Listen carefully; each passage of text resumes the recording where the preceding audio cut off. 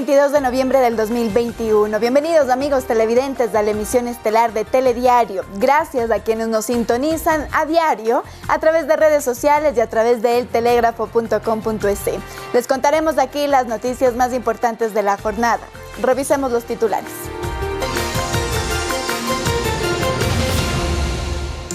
Exministro de Gobierno José Serrano se desmarca de las investigaciones sobre desvío de fondos del Instituto de Seguridad Social de la Policía.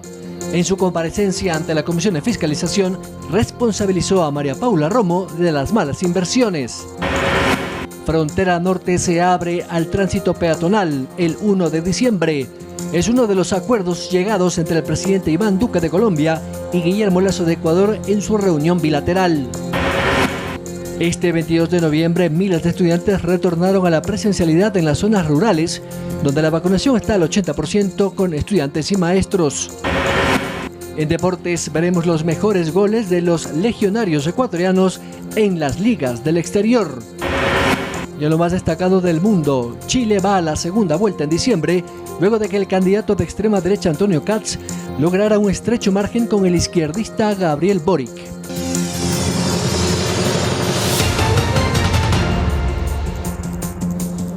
Iniciamos contándoles que la Comisión de Fiscalización recibió este lunes 22 de noviembre la comparecencia del exministro de Gobierno José Serrano en el caso que se investiga el desvío de fondos del Seguro Social de la Policía Nacional. Serrano acusa a la exministra de Gobierno María Paula Romo de ser la responsable del desfalco al ISPOL. El juicio político que lleva adelante la Comisión de Fiscalización de la Asamblea Nacional en contra del superintendente de compañías Víctor Anchundia ha tenido entre sus comparecientes a los más altos cuadros políticos de los dos gobiernos anteriores. La semana pasada compareció la exministra de Gobierno María Paula Romo y este lunes lo hizo vía internet desde Estados Unidos el también exministro de Gobierno José Serrano. Ambos funcionarios fueron citados para rendir su versión sobre su accionar para prevenir el atraco al Instituto de Seguridad Social de la Policía Nacional. Serrano en su exposición mostró documentos que dijo que ni la Fiscalía ni la Asamblea los tenían, en los cuales aseguró que además de las inversiones ficticias que se habían realizado con los fondos de las pensiones de la policía, también demostraba un posible peculado de quienes habrían realizado un canje doloso de bonos. Que consideraba fundamental entregar esta información y esta documentación que la había estado buscando desde hace mucho tiempo y que obviamente por miedo, por temor, varios funcionarios y exfuncionarios no me la habían entregado. Serrano negó haber tenido algún tipo de relación con Jorge Cherres, principal imputado en el caso ISPOL. Jamás. Yo me llegué a enterar recién que él tenía una relación como el intermediario financiero o inversionista del ISPOL cuando era presidente de la Asamblea. La Comisión de Fiscalización presentó un cheque entregado por la justicia americana por $230,000 pagados por Jorge Cherres a María Paula Christiansen, exfuncionaria de confianza de Serrano, confirmando una relación entre los dos, a lo que Serrano respondió: No creo que haya ninguna relación, señor presidente. El exministro de Gobierno acusó a María Paula Romo de ser ella quien habría acercado la propuesta financiera al ISPOL, por lo que tendría una responsabilidad directa en todo. Ya no solamente en la renegociación de esos bonos que perjudicaron a la policía, sino también en el ocultamiento de información. También responsabilizó al superintendente de compañías porque, según él, Anchundia tenía ese cargo mucho tiempo antes de que los fondos del ISPOL hayan sido mal manejados. En ese periodo se cometieron todas las omisiones por falta de control y, por ende, un incumplimiento de funciones. Al final de su comparecencia, el presidente de la Comisión de Fiscalización no dejó pasar la oportunidad de recordarle. Si se da cuenta que el poder es efímero, usted ordenó a la policía perseguirnos y capturarnos. El mundo da la vuelta. Yo presido esta comisión y usted está fuera. Darío Javier López, Ecuador TV. Y en el mismo caso, este lunes un juez del Guayas dictó prisión preventiva en contra del expresidente ejecutivo de Ecuagran, Gad Goldstein, y el exgerente de Delcorp, Enrique Huerta, por su presunta participación en el delito de falsedad de información en el sistema bursátil por el caso ISPOL. Según la Superintendencia de Compañías, esta operación habría causado un perjuicio al Instituto de Seguridad Social de la Policía, al Magisterio, al Banco del IES, entre otras instituciones instituciones del país por la compra de obligaciones y facturas comerciales negociables de Delcorp y Ecuagran que no han sido pagadas más de 900 millones de dólares del portafolio de inversiones del ISPOL están en riesgo por inversiones irregulares que se hicieron entre 2014 y 2019 en 7 tipos de operaciones.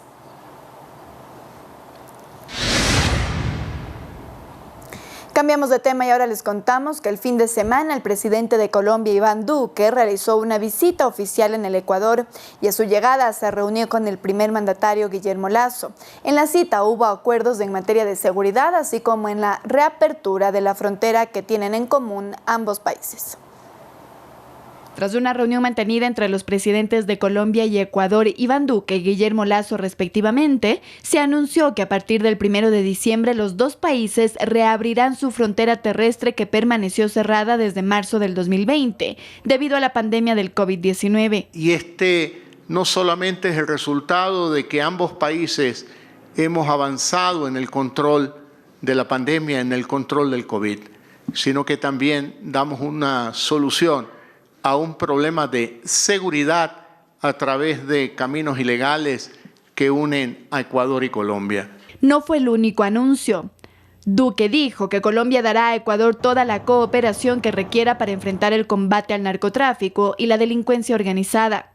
Que valoramos profundamente los acuerdos también para la repatriación de reclusos y condenados en territorio ecuatoriano, que se avanzará con la repatriación de aproximadamente unos 170 reclusos de conformidad con las condiciones que están establecidas por nuestras leyes. Agradezco mucho la comprensión que nos lleva a materializar aquella decisión de repatriar algunas personas privadas de libertad de nacionalidad colombiana. Esto nos va a ayudar a reducir el hacinamiento en las cárceles. En la cita además se anunció que en diciembre se volverán a reencontrar los dos mandatarios en un gabinete binacional. Andrea Orbe, Ecuador TV. Y una nueva vía se abrió este fin de semana en la parroquia General Farfán, en la provincia de Sucumbíos. Según agricultores, esta supone beneficios para el sector productivo de la zona. Además, será un nuevo paso hacia Colombia. Este fin de semana se inauguró el primer tramo de asfalto de 7,2 kilómetros de vía que conectan a la parroquia fronteriza General Farfán, ubicada en el kilómetro 20 vía Lago Agrio, provincia de Sucumbíos, con Putumayo, en Colombia. El prefecto de la provincia, Amado Chávez, dio más detalles de la obra. Esta es una primera etapa que estamos cumpliendo de 7,2 kilómetros de vía asfaltada. De ahí tenemos la segunda etapa que llegaremos hasta Corazón Orense y el objetivo final es unir el anillo vial que conduce a la parroquia General Farfán. Según los agricultores de la zona, este proyecto de reestructuración vial les trae múltiples beneficios, puesto que pueden trasladar sus productos a otras ciudades sin que lleguen en mal estado. Otro de los aspectos a los que ayuda la vía es a la movilización de los moradores, que se espera sea más rápida. Tenemos nuestro subcentro de salud en el cual podemos ir todos los campesinos a acudir a salud. Y en segundo, le da movilidad. Por otro lado, el teniente coronel de Estado Mayor, Diego Galindo, comandante del batallón de selva número 56, informó que los controles que las Fuerzas Armadas realizan en las vías fronterizas lo harán también en los 7,2 kilómetros de carretera que abrieron el pasado sábado 20 de noviembre del 2021 para evitar el paso de sustancias ilícitas. Nosotros debemos controlar todo, no escatimamos ningún esfuerzo, tanto vías principales como vías secundarias, que es en donde el batallón de selva número 56 ha realizado varias intervenciones en decomisos tanto de combustible, mercadería, etcétera. La obra tiene una inversión de 2,8 millones de dólares, los cuales fueron financiados por el Banco de Desarrollo del Ecuador. Además, el 90% de beneficiarios se dedica a actividades de agricultura de ciclo corto y ganadería.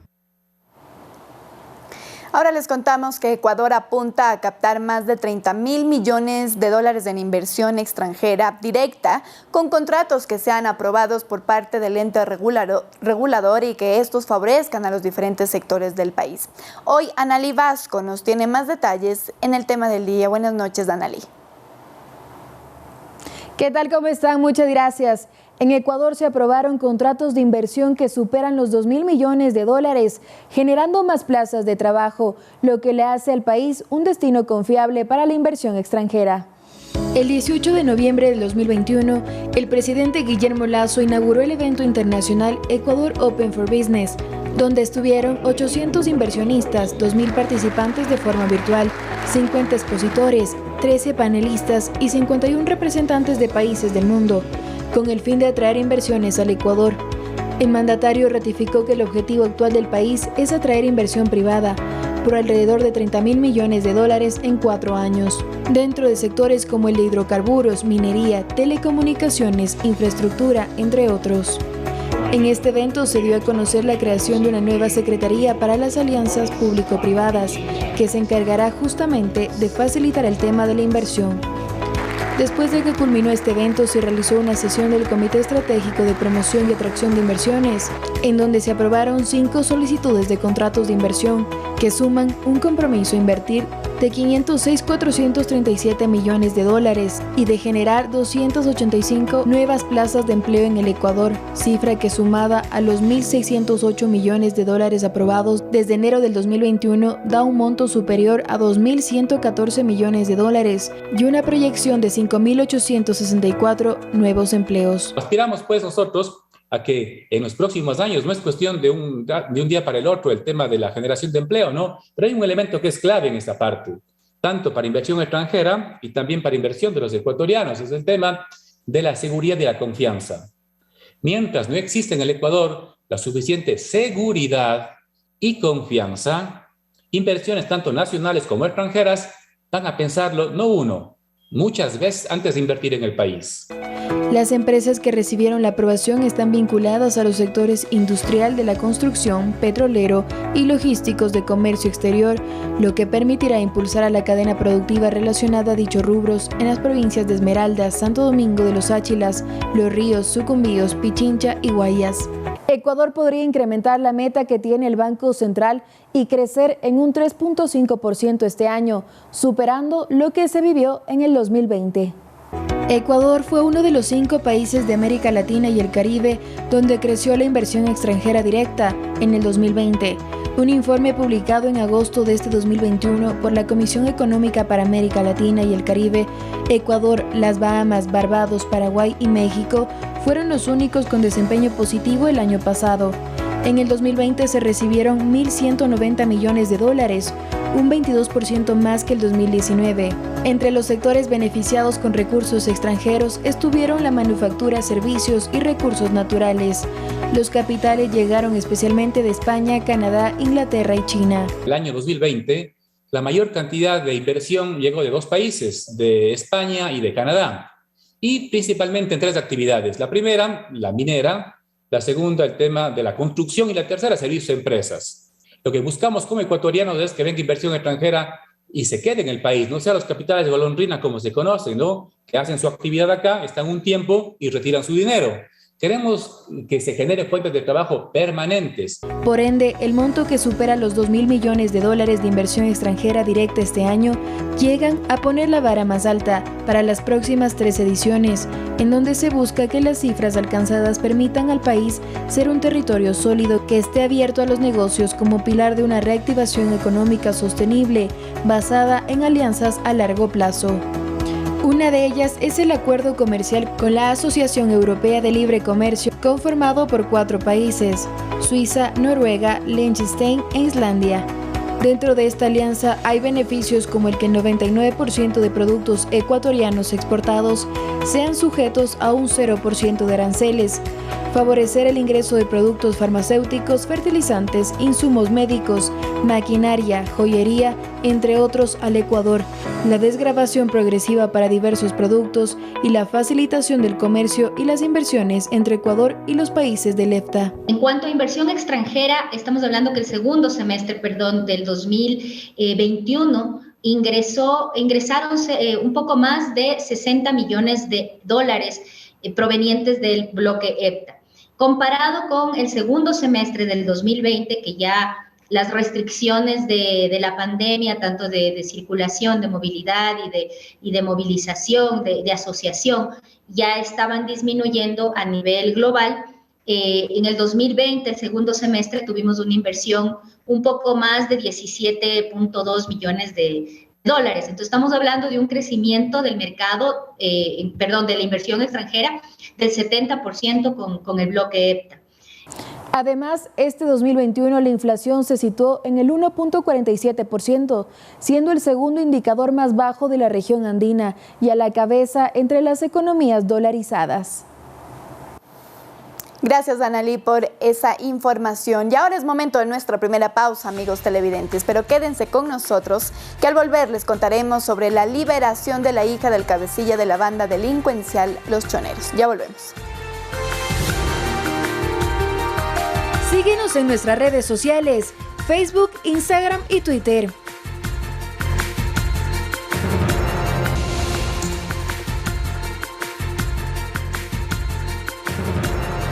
Somos retransmitidos por Pública FM, Quito, Guayaquil y Cuenca 105.3, Manta 88.1. 19 horas con 21 minutos, nosotros continuamos con más información. La Secretaría de Comunicación del Gobierno Nacional detalló la liberación de la hija de alias Fito, quien se encontraba secuestrada desde el pasado 17 de noviembre en la provincia de Manabí. Fue la Policía Nacional a través de su cuenta de Twitter quien dio la noticia de manera oficial la mañana de este lunes 22 de noviembre. Las dos jóvenes secuestradas del pasado 17 de noviembre en la provincia de Manabí fueron liberadas. Una de ellas, hija del cabecilla de la banda delictiva Los Choneros, alias Fito, y que cumple una sentencia en la penitenciaría del Litoral. Más tarde, en un comunicado difundido por la Secretaría de Comunicación, se detalló que se conoció el lugar en el Aromo en el que serían liberadas las mujeres y el personal de la Policía Nacional Antisecuestros, UNACE, se presentó en el sitio indicado para recogerlas. En el texto aseguran además que fueron llevadas al Hospital de Santa Marta para una revisión médica y ambas se encuentran en buen estado físico y fueron entregadas a sus familiares. Andrea Orbe, Ecuador TV. Les contamos ahora que jueces de la Corte Provincial de Justicia de Santo Domingo de los Áchilas revocaron medidas cautelares y reformaron la sentencia de reparación a favor de 123 trabajadores de la empresa Furukawa. Los jueces de la Corte Provincial de Justicia de Santo Domingo de los Áchilas, Galo Efraín Luzuriaga Guerrero y Patricio Armando Calderón, mediante un auto de aclaración y ampliación, reformaron la sentencia y con ello la ejecución de las medidas de reparación en el caso Furukawa, que es el primero en judicializarse por esclavitud moderna. En la sentencia de segunda instancia emitida el pasado 15 de octubre, los jueces ordenaban indemnizar a los 123 trabajadores con 5 hectáreas o su equivalente, que podía ser definido por un perito, pero tras la aclaración se reformó esta reparación. Con esta redacción ambigua, parecería que se insinúa que vayamos a discutir recién el valor luego, lo que hace que el proceso de ejecución ya no sea reparatorio, sino se está obligando a volver a litigar nuevamente. El auto de ampliación y aclaración también reforma la sentencia en lo relacionado con el trabajo infantil. En principio sí señaló en su sentencia que existían pruebas sobre trabajo infantil en las plantaciones de Furukawa, pero en el auto dice otra cosa, dice que a pesar de que hubo este reconocimiento, no se puede generalizar como una práctica de la empresa. Otro de los puntos es que los trabajadores que tenían como medida cautelar su seguridad al seguir viviendo en el campamento hasta que se les repare o ejecute la sentencia, ahora ya no podrán estar más en el sitio. Ante estos acontecimientos se presentará en la Corte Constitucional una acción extraordinaria de protección. Creemos que se dio una reparación de papel, no una reparación real, y por eso es que vamos a ir a pelear. Porque el caso Furukawa se hizo conocido debido a las condiciones de trabajo infrahumanas que tenían sus empleados, sin agua potable, luz y saneamiento, jornadas laborales de más de 10 horas sin contrato ni seguridad social, hacinamiento, trabajo infantil, mutilaciones por el uso inseguro de maquinaria agrícola, entre otros. Andrea Orbe, Ecuador TV. Momento de dar paso a Byron Galarza, quien se encuentra ya con Pedro Gerves. Él es abogado de la empresa Furukawa, para hablar sobre esta situación. Muy buenas noches, Byron. Gracias, Andrea. Así es, el tema Furukawa continúa en los temas judiciales, porque hay algunas apelaciones a propósito de la decisión tomada por la jueza o el juez que conocía la causa el pasado mes de octubre, el 28, para ser exactos, cuando el juez de la unidad de Santo Domingo había terminado algunas medidas, sobre todo para algunos de los funcionarios o altos ejecutivos de la empresa, y también la reparación a las víctimas, pero la Defensoría del Pueblo y un colectivo denominado Furukawa Nunca Más, que agrupa a algunos perjudicados o trabajadores, también habían presentado unos recursos de apelación. Sobre este tema, con nosotros a esta hora de la noche, el abogado de la empresa Furukawa, el abogado Pedro Gervés. Buenas noches. Buenas noches, un gusto. Saludo a todos los televidentes. Nada más para poner en contexto, efectivamente hubo una acción de protección presentada por el colectivo Furukawa Nunca Más, que en un primer momento hubo una sentencia de primera instancia en la cual se habían planteado ciertas medidas de reparación y además también ciertas vulneraciones de derecho. Eso se apeló por parte tanto del colectivo como por parte de la empresa Furukawa, y la Corte Provincial de Santo Domingo ha establecido un punto que es vital y que es importante. Por voto de mayoría ha establecido que no existe, ¿sí?, esclavitud ni servidumbre de gleba. Y eso es muy importante, porque se ha creado un tema novelesco de que hay esclavitud, de que hay servidumbre de gleba. Y por otro lado, también las medidas de reparación, ¿sí?, ha establecido la Corte Provincial que tiene que seguir por procesos para cuantificar esa reparación integral. Evidentemente, la empresa Furukawa no está del todo o no está de acuerdo en toda la sentencia, y es por ello que agotará la acción extraordinaria de protección. Sin embargo, es importante que la ciudadanía sepa que dentro de la parte resolutiva, por voto de mayoría, es decir, 2 de 3 jueces, establecieron, como dije antes, que no habría, ¿no es cierto?, ninguna violación a los derechos de libertad. Pero exactamente ustedes, ¿qué es lo que están apelando aparte de eso? Porque creo que en la reparación están de acuerdo, ¿o no? No. Nosotros creemos que la sentencia que se apeló, que se recurrió, evidentemente tenía unos fallos argumentativos, motivacionales, y que además no representan la realidad de lo que hemos venido nosotros diciendo, ¿sí? Que nosotros no éramos los empleadores. Recordemos que hasta el 2008 había o era legal la tercerización, y posteriormente hubo unos contratos de arrendamiento, los cuales son completamente legales, y que la vía constitucional no es para declarar si existe o no existe una relación laboral, que recordemos, esa es la génesis. De ahí partiríamos para ver si había violaciones de derecho de la empresa Furukawa, y además de eso también no puede ser declarativa y nulitar un contrato, sí, que solo puede hacerlo un juez civil. Entonces, por eso nosotros apelamos, sí, como empresa. En ese momento llevaba otro abogado ese proceso y lo sigue llevando, y ha apelado. Conoce la Corte Provincial, y la Corte Provincial parcialmente revoca la sentencia venida en grado, diciendo que primero no tiene una responsabilidad del Estado y que no todos los derechos que ellos han alegado han sido vulnerados. Entre estos, el de la esclavitud y la servidumbre de gleba, también el de la identidad, que también es importante.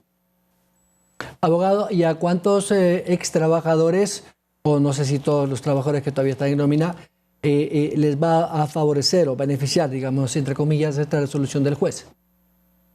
Hay un tema importantísimo, hay una segunda acción de protección. Le comento que 2 personas han caído en perjuro. ¿Qué quiere decir esto? Que han mentido, ¿sí?, bajo juramento. ¿Y por qué? Porque la Defensoría del Pueblo ha metido gente que no trabajaba para la empresa. Y eso tenemos que saber. No podemos hablar de ex trabajadores. Estos son trabajadores de los arrendatarios, sí, que trabajaban en la hacienda posiblemente, porque hemos demostrado dentro de la segunda acción de protección que ha presentado la Defensoría del Pueblo, sí, que no eran ni siquiera trabajadores de los arrendatarios, sino de terceras personas.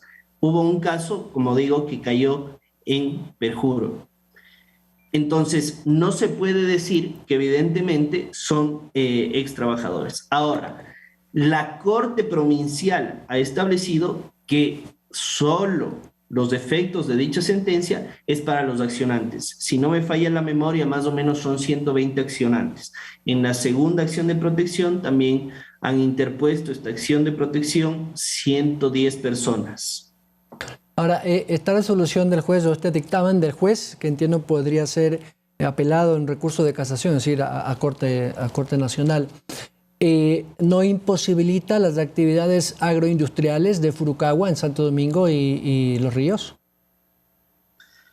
Esta es una acción, o estas dos acciones de las cuales hablamos, son constitucionales. Entonces, ya está, o la última instancia es la Corte Provincial. Después se plantea un recurso extraordinario, que es el recurso extraordinario de protección, ¿no es cierto? Acción extraordinaria de protección, que no suspende los efectos. Sin embargo, como ha establecido la Corte Provincial, no ha dicho que hay tal o cual reparación integral, sino que se tiene que seguir en otro proceso para cuantificar, y después de eso sí, obviamente habrá una reparación integral. Por lo tanto, al momento, sí, además de que se levantaron las medidas cautelares porque hay una sentencia, al momento no afecta a la empresa en sus actividades normales. Sin embargo, obviamente el tema económico se ha visto afectado con tantos procesos, además de que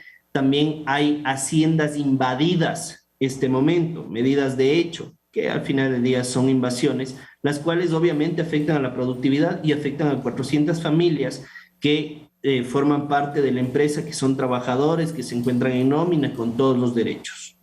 Finalmente, abogado, los accionistas o principales funcionarios de la empresa no están analizando la posibilidad de cerrar sus operaciones en Ecuador. No, porque quieren o todavía confían en la justicia ecuatoriana.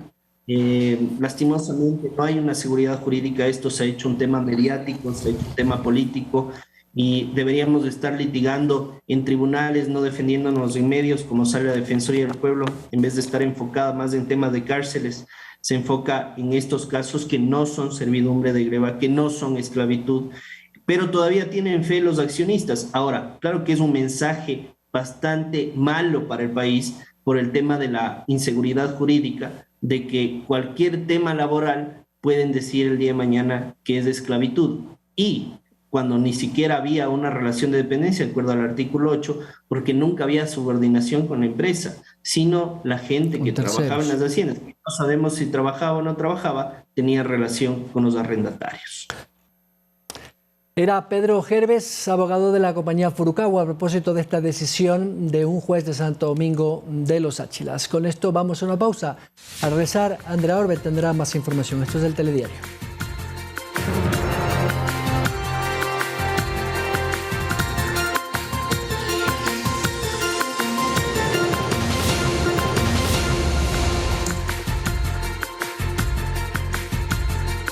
Síguenos en nuestras redes sociales, Facebook, Instagram y Twitter.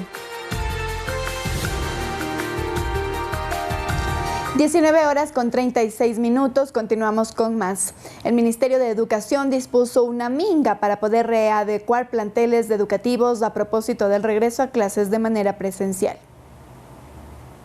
Tras el anuncio del inicio de clases presenciales en toda la comunidad educativa para este 22 de noviembre, el Ministerio del Ramo inició de manera simultánea la denominada Minga Nacional por la Educación en Quito, Guayaquil, Cuenca, Loja, Galápagos y más lugares, la cual tiene como objetivo adecuar los planteles de educación. En la actividad participaron funcionarios de esta cartera de Estado, directivos de las instituciones, docentes y la comunidad educativa. La actividad se realizó con el afán de que los niños, niñas y jóvenes puedan regresar a sus planteles después de tanto tiempo de haber estado en clases virtuales por la pandemia de la COVID-19. Andrea Orbe, Ecuador TV. Y el gobierno nacional continúa con su estrategia de vacunación para llegar al 85% de ciudadanos con las 2 dosis contra el coronavirus. En ese marco, el vicepresidente Alfredo Borrero aplicó dosis en el Colegio 24 de Mayo, invitando a que los estudiantes accedan al inmunológico para el regreso seguro a las aulas. Este 22 de noviembre, bachilleratos técnicos rurales y de Galápagos de estudiantes de entre 15 y 17 años iniciaron clases presenciales después de que así lo decidiera el COE nacional y bajo el cumplimiento de medidas de bioseguridad. Que sin la presencialidad se afectan no solamente los niveles educativos, sino también el estado socioemocional de los niños. Desde luego. Y ya con la vacuna podemos estar seguros, podemos estar tranquilos, y desde el Ministerio de Educación, conjuntamente con el Ministerio de Salud, la Vicepresidencia y todo el Gobierno Nacional, queremos que toda la comunidad esté vacunada para volver a clases, un retorno seguro a clases. Por ello y con ánimo de dar continuidad a la estrategia, el vicepresidente Alfredo Borrero aplicó segundas dosis de la vacuna contra el COVID-19 a estudiantes del Colegio 24 de Mayo en el norte de la capital. El gobierno está empeñado en que los niños se vacunen, que los niños pequeñitos desde los 5 años, los jóvenes, porque necesitamos vacunarnos para evitar la enfermedad y evitar la muerte. Nuestro objetivo es completar los 85% de ecuatorianos que se denomina la inmunidad colectiva. Este rato estamos alrededor del 67-68%. Esta actividad se sumó a la Minga Nacional de Vacunación COVID-19 con toda la familia, realizada en las 24 provincias de este sábado 20 y domingo 21 de noviembre, la misma que tuvo la acogida de cerca de 100.000 personas inmunizadas. El fin de semana, mayores de 5 años recibieron primera y segunda dosis, así como el refuerzo a quienes tienen inmunosupresiones y son mayores de 12 años, personal de primera línea y adultos mayores de 65 años. Andrea Orbe, Ecuador TV. Y 1.743 pacientes esperan un trasplante de órganos o tejidos. El Ministerio de Salud Pública junto al INDOT han reactivado los procedimientos en los principales hospitales del país debido a que durante el 2020 los trasplantes de órganos se suspendieron casi en su totalidad debido a la pandemia. Antes de la pandemia, el número de donantes por millón de personas era del 7,2. Durante la pandemia, bajó al 0,21. Con la reactivación de los servicios hospitalarios, hasta la fecha ese número ha subido al 2,13 por millón de personas. Marta Rodríguez, vocera del colectivo Lista de Espera, nos cuenta que entre las necesidades para poder recuperarse están medicamentos y equipos para mantener a los donantes. Es fundamental este sistema efectivo de identificación, mantención y notificación de posibles donantes. El doctor Patricio Ortiz, director ejecutivo del INDOT, nos cuenta que actualmente existen 1.743 pacientes que necesitan un trasplante de órganos o tejidos y que buscan mantener el crecimiento de donantes que llevan para así poder recuperar el número prepandemia y seguir en aumento a través de estrategias como la notificación inmediata a través del ECO 911 y la red hospitalaria. Empezamos a trabajar con un sistema que es la coordinadora de la red de emergencias y urgencias médicas del país, el CREU, donde nos interrelacionamos actualmente ya desde hace 2 semanas y estamos conociendo, por ejemplo, cuántos pacientes están ingresando en los servicios de salud del país con Glasgow 7 o menos. Ortiz además agregó que hasta el momento van alrededor de 354 trasplantes y esperan llegar a diciembre con el 70% del número de donaciones del 2019. Casi yo creo que el 70% de la donación que hubo en el mayor año que fue el 2019, por esta estrategia. Además, realizaron una investigación sobre el porcentaje de donantes dentro de la emisión de cédulas desde enero de este año, donde 44% no aceptó ser donante. De tal manera que el 55% de la población dijo sí. Tenemos todavía 9 millones de ciudadanos ecuatorianos que dicen sí a la donación, y eso es lo que está manteniendo. No por eso no estamos preocupados por el asunto, porque antes teníamos un 91% de aceptación de sí a la donación. Arturo Castañeda es una de las personas que necesitan un trasplante de hígado. Después de eso inició la pandemia y se suspendieron los trasplantes. Ahora continúa la espera, pero la poca cantidad de donantes les da pocas esperanzas a su familia. Y es importante porque es la única esperanza de vida, ya que no existe un tratamiento alternativo para el hígado en este caso. El INDOT junto al Ministerio de Salud Pública y el Ministerio de Educación han capacitado a los jóvenes estudiantes para que sepan sobre los beneficios de la donación de órganos, que siguen a la espera. Cambiamos de tema y ahora les contamos que tras 8 días en la selva amazónica, 5 expedicionarios fueron localizados a través de la triangulación de la señal de su teléfono celular este lunes. Fueron localizados visualmente por el helicóptero de la Policía Nacional, pero no pudieron ser rescatados debido a lo agreste del terreno. Para el martes, dependiendo del clima en la zona, el helicóptero intentará el rescate. Según información de los familiares, las 5 personas habrían decidido emprender una expedición por la selva amazónica desde la parroquia de Sumaco del cantón Quijos en la provincia del Napo hasta el cantón Loreto de la provincia de Orellana. Habrían empacado la suficiente comida y agua y demás utensilios necesarios para la travesía sin mayores problemas. Pero al 5.º día de caminata, según los planes de los expedicionarios, debían llegar hasta su destino. No se conocían noticias de ninguno de ellos. Inmediatamente sus familiares se comunicaron con el cuerpo de bomberos de Quijos, poniéndolos al tanto de lo sucedido, quienes a partir de ese momento tomaron control de la situación, pudiendo comunicarse vía celular con las 5 personas, para después lograr con la ayuda del ECU 911 triangular su ubicación a 19 kilómetros de distancia en línea recta desde el cantón Quijos. Pero hasta ese momento, más de saber su ubicación, no se podía acceder vía terrestre, por lo que fue necesario la colaboración del helicóptero de la Policía Nacional. Hemos estado realizando las coordinaciones correspondientes respectivas desde el día de ayer. Obviamente por las inclemencias del clima no se ha podido realizar la extracción de las personas. Tenemos las esperanzas de encontrarles, que se encuentren en ese punto para poder realizar el rescate. Enrique Ruano, Clever Ruano, Gabriel Cerda Hijo y Melchor N., luego del primer sobrevuelo del helicóptero de aeropolicial, fueron ubicados en un cañón de esta zona selvática, pero solo pudieron acercarles alimentos y herramientas para que puedan construir un improvisado helipuerto en donde pueda aterrizar la aeronave. Nosotros les dejamos un celular, vamos a tener en este momento ya contacto con ellos, a comunicarnos y a darles las indicaciones. Primeramente, que no se muevan del sitio. Los cuerpos de rescate y emergencia esperan que con la comida que se les pudo entregar puedan sobrellevar esta última noche en la selva. El helicóptero el día de mañana a primera hora está aquí. De acuerdo a los términos climatológicos, lógicamente dicen que sí van a poder estar aquí en la mañana. Darío Javier López, Ecuador TV. Y las personas que no han logrado matricular a su vehículo tienen la última oportunidad de hacerlo ahora en diciembre. Conozca cuáles son los requisitos que deben seguir en la siguiente nota. La Agencia Nacional de Tránsito decidió reiniciar el turnero debido a la gran cantidad de personas que han solicitado turnos a partir del 1 de diciembre con el fin de reducir los tiempos de espera y las irregularidades. Así nos informa Daniel Cárdenas, subdirector ejecutivo de la ANT. La evaluación del turnero tal y como estaba y encontramos muchísimas inconsistencias con respecto a los turnos.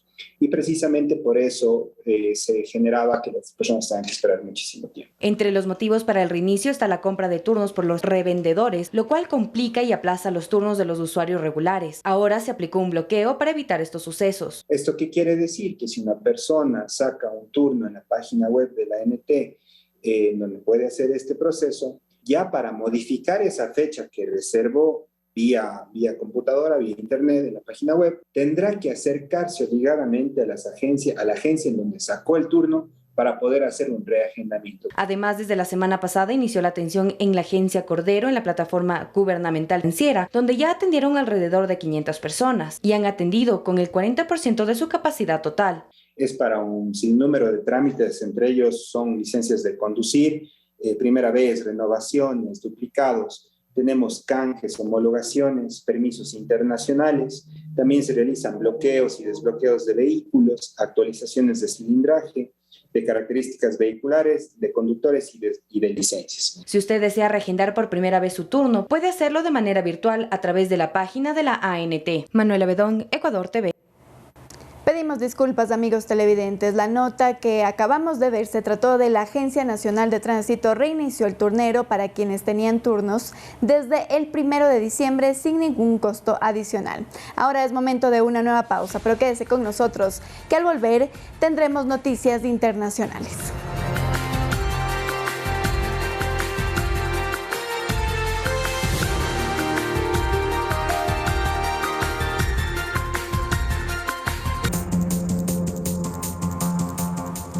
Continuamos con noticias internacionales. Este domingo en Chile se dio la primera vuelta de las elecciones presidenciales del periodo 2022-2026. José Antonio Kast, de ultraderecha, y Gabriel Boric, de izquierda, se disputan el poder para la segunda vuelta, a pesar de tener más del 50% de ausentismo en las urnas.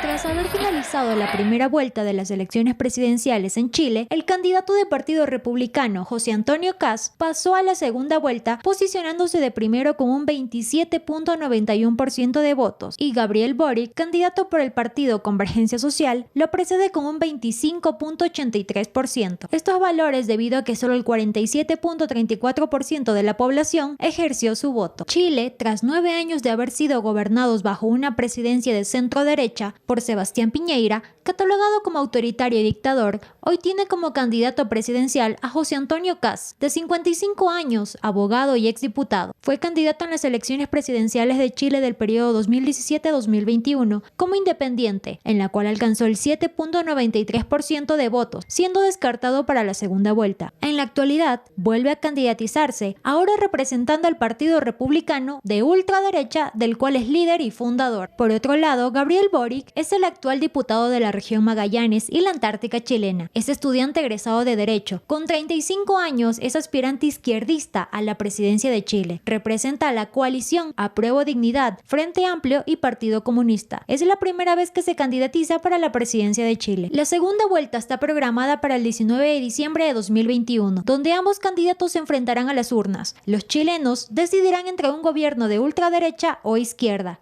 En un país de más de 15 millones de habitantes, donde solo 8 millones se presentaron a la primera vuelta, se espera contar con más votantes